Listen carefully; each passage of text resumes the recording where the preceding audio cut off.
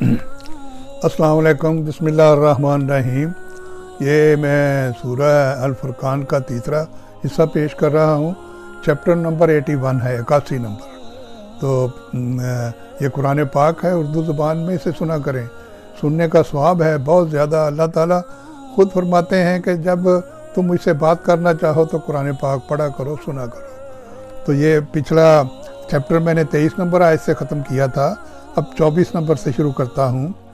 तो उस दिन जन्नती लोग होंगे जिनका मुस्तकिल भी बेहतर होगा और आमगाह भी खूब होगी। आगे आयत नंबर 25, और जिस दिन आसमान फटकर एक बादल को राह देगा और फरिश्ते इस तरह उतारे जाएंगे कि उनका तार बंध जाएगा। आयत नंबर 26, उस दिन सही माना में बादशाही खुदाए रहमान की होगी और वो दिन काफिरों पर बहुत सख्त होगा। आयत नंबर 27, और जिस जालिम इंसान हसरत से अपने हाथ काट खाएगा और कहेगा काश मैंने पैगंबर की हमराही इख्तियार कर ली होती।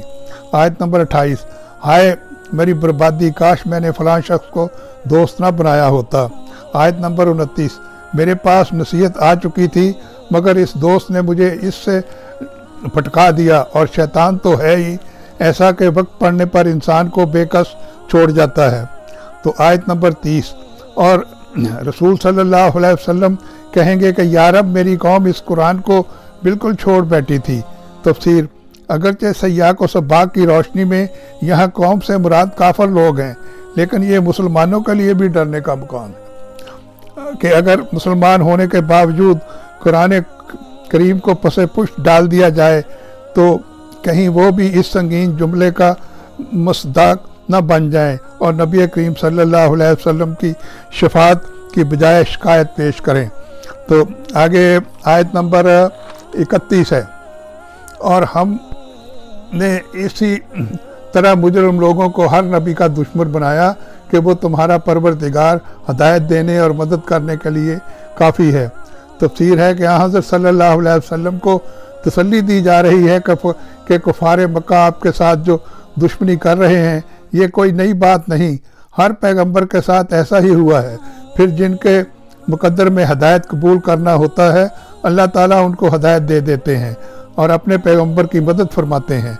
आयत नंबर 32, और ये काफिर लोग कहते हैं कि इन पर सारा कुरान एक ही दफ़ा क्यों नाज़िल नहीं कर दिया गया। ऐ पैगंबर, हमने ऐसा इसलिए किया ताकि इसके ज़रिए तुम्हारा दिल मजबूत रखें और हम उसे ठहर ठहर कर आपको पढ़ाया है। तफसीर, यानी कुरान करीम को थोड़ा थोड़ा करके नाज़िल करने की हिकमत यह है कि आप सल्लल्लाहु अलैहि वसल्लम की तरफ से जो नित नई तकलीफ़ें पहुँचती रहती हैं, हम कोई नई आयत नाज़िल करके आप सल्लल्लाहु अलैहि वसल्लम को तसल्ली देते हैं। तो आगे है आयत नंबर 33, और जब कभी ये लोग तुम्हारे पास कोई अनोखी बात लेकर आते हैं हम तुम्हें इसका ठीक ठीक जवाब और ज़्यादा वजाहत के साथ अता कर देते हैं। आयत नंबर 34, जिन लोगों को घेर कर मुंह के बल दोज़ख की तरफ ले जाया जाएगा वो बदतरीन मुकाम पर हैं और उनका रास्ता बदतरीन गुमराही का रास्ता है। तो आगे आयत नंबर 35 है, बेशक हमने मूसा को किताब दी थी और उनके साथ उनके भाई हारून को मददगार के तौर पर मुकर्रर किया था। तो आयत नंबर 36, चुनाचे हमने कहा था कि तुम दोनों उन लोगों के पास जाओ जिन्होंने हमारी निशानियों को जुटलाया है और आखिर नतीजा ये हुआ कि हमने उनको तबाह करके नेस्तो नाबूद कर दिया। आयत नंबर 37, और नूह की कौम ने जब पैगंबरों को जुटलाया तो हमने उन्हें गर्क कर दिया और उनको लोगों के लिए इबरत का सामान बना दिया और हमने उन जालिमों के लिए एक दर्दनाक अजाब तैयार कर रखा है। आयत नंबर 38, इसी तरह हमने आद व समूद और उनके असहाब को और उनके दरमियान बहुत सी नस्लों को तबाह किया। तफसीर, असहाबुल रस के लफ्ज़ी मानी है कुएं वाले, बज़ाहिर ये लोग किसी कुएं के पास आबाद थे। कुरान करीम ने बस इतना जिक्र फरमाया है कि उन्हें उनकी नाफरमानी की वजह से हलाक किया गया है। इनके बारे में मुख्तलिफ तारीख़ी रवायतें मिलती हैं लेकिन उनके वाक़या की कोई तफसील ना कुरान करीम ने बताई है ना किसी हदीस में आई है। इतनी बात ज़ाहिर है कि उनके पास कोई पैगंबर भेजे गए थे जिनकी उन्होंने नाफरमानी की और उसकी वजह से उनको हलाक कर दिया गया।